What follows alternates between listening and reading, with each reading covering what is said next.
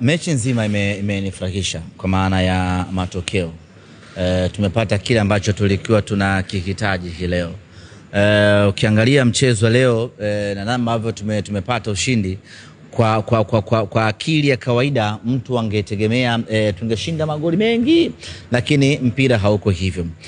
Changamoto ambazo wanapitia Fountain Gate zimewafanya waje katika mchezo huu wa leo wachezaji wao wakiwa na umakini wa 100%, kwa sababu wanajua hakuna kinachoweza kutusaidia hapa, tuko wachache. Manake sisi tuliopo tucheze kwa kujituma kwa kiwango kikubwa, tucheze kwa 100% zote ambazo tunaweza kucheza. Lakini kama haitoshi, hawakuwa na vitu vingi hii leo katika mechi ya leo.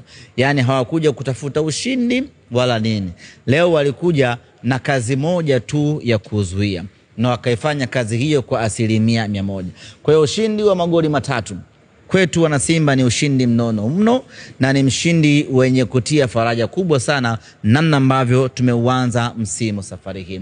Usajili wake ulikuwa na maneno mengi. Mara wadezo mchezaji wa bure, mara mchezaji, mara discipline, mara nidhamu, mara maneno yalikuwa mengi. Lakini sisi tulifanya kila juhudi tunazoweza kufanya kumchukua Soa ili aje afanye kazi ambayo ameifanya hii leo Benjamin Mkapa. Kazi ya Soa ni kufunga tu, na ana uwezo mkubwa wa kufunga.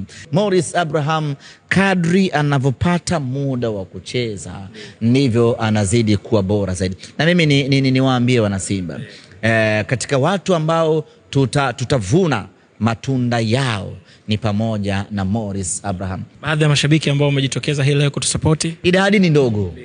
Mimi binafsi sijaridhika na idadi hii. Ni ndogo sana kwa mechi ya kwanza, kwa ukubwa wa Simba. Idadi ni ndogo kweli kweli. Kwa hiyo nichukue nafasi hii kuwaomba wana Simba, tunapaswa kuiunga mkono timu yetu.